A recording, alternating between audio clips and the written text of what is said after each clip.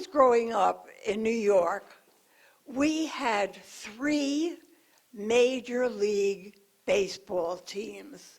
We had the New York Yankees, the New York Giants, and the Brooklyn Dodgers. I see some of you here are fans. And I must say that our family were definitely fans of the Brooklyn Dodgers.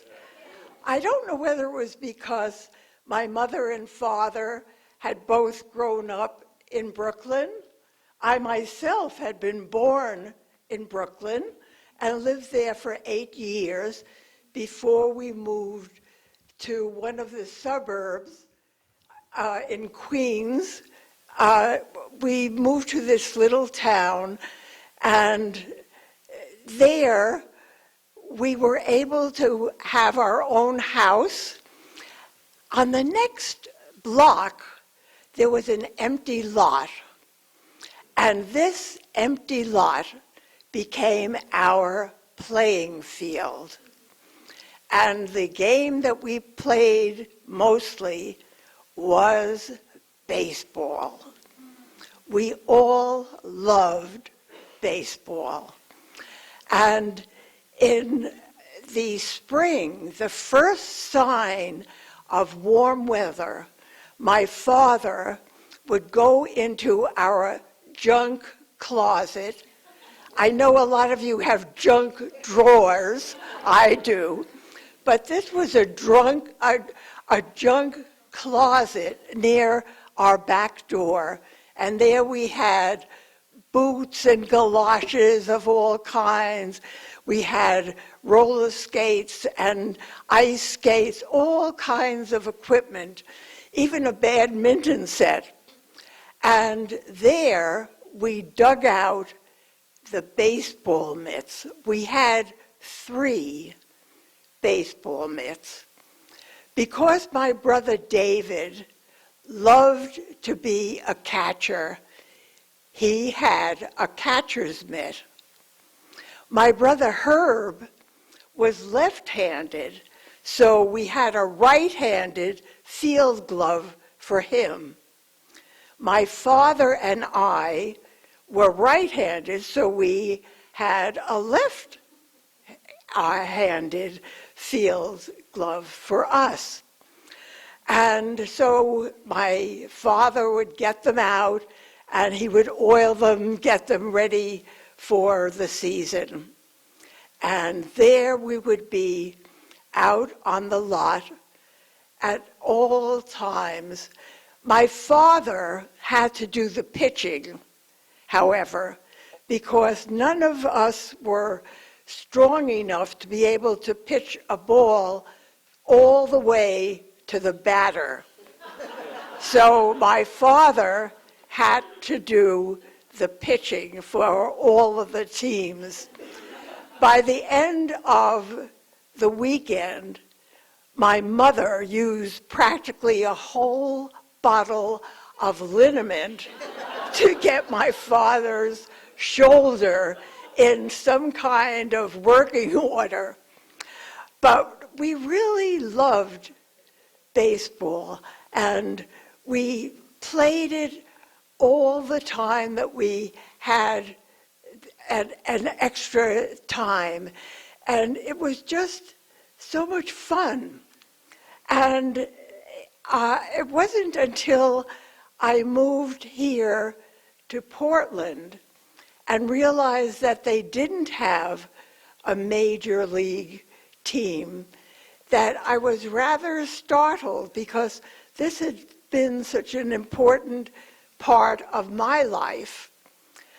And so I found out that one of the sports that they seemed to enjoy was basketball.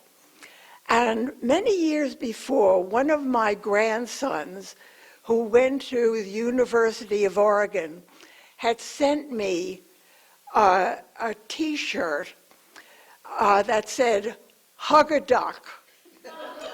And I thought, well, I'm going to show the people in my new residence how much I appreciate Oregon and their sports. So one morning for breakfast, I put on my yellow Hug-a-Duck t-shirt, and I went down to the dining room and expected to get people interested in seeing that I really appreciated their teams. And I got some very strange looks. I was in Beaver territory. I had no idea that there was this conflict. Who knew? I was a New Yorker. But in any case, baseball did not seem that important in Oregon. I remember my brother, who had moved to Minnesota, came to visit me about 5 years ago, and we were reminiscing about our childhood days, and we were talking about how important baseball was in our lives. And he said, yeah, I can remember. He said, did I ever tell you about the time that I went to Philadelphia for a 3-game series, playoffs that the Dodgers were going to be having with Philadelphia? I said, no. I said, how old were you? He said, oh, I must have been about 13 or 14. And he started to tell me about how he made arrangements to find a hotel near the playing field so that it was within walking distance. And my mind is back there. I said, wait a minute. Our mother gave you permission to go to Philadelphia on your own? He said, yeah. I said, wait a minute. Wait a minute.